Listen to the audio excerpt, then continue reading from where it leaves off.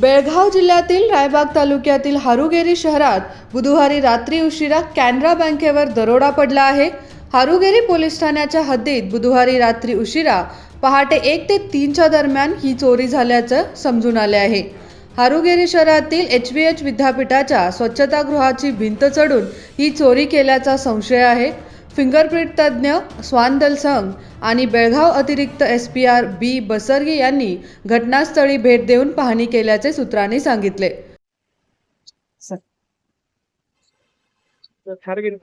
Canara bank ಭೇಟಿ ಕೊಟ್ಟರು.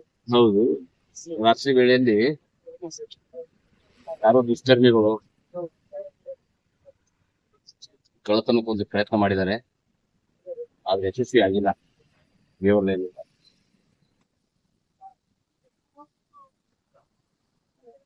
ನಮ್ಮ ಶ್ವಾನದಳ ಮತ್ತು ಬೆರಳ ಚುಮುಟ್ರೆ ತಂಡ ಒಂದು ಭೇಟಿ ಕೊಟ್ಟಿದೆ.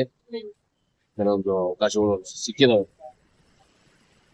CC ಕ್ಯಾಮೆರಾಗಳು ಇದಾವೆ, ಅದರಲ್ಲಿ ಸೆಕ್ಯೂರಿಟಿ ಇದೆ.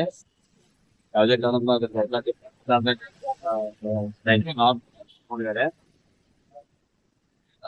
ನಮ್ಮ ಅಪರಾಧ ವಿಭಾಗದ ಸಿಬ್ಬಂದಿ ಮತ್ತು ಅಧಿಕಾರಿಗಳು ಹಾರುಗೇರಿ CPI ರವಿಚಂದ್ರ, PSI ಗಿರ್ಮಲ್ಲ ಅವರ ನೇತೃತ್ವದಲ್ಲಿ ಒಂದು ತಂಡ ರಚನೆ ಮಾಡಿ ಆರೋಪಗಳನ್ನ ಕೂಡಲೇ ನಾವು ಪತ್ತೆ ಮಾಡಿ ದಸ್ತಗಿರಿ ಮಾಡ್ತೀವಿ.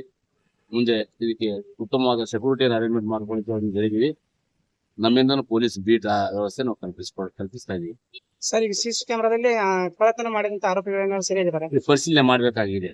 ಪರಿಶೀಲನೆ ಮಾಡಿದಾಗ ಗೊತ್ತಾಗ್ತದೆ. Thank you.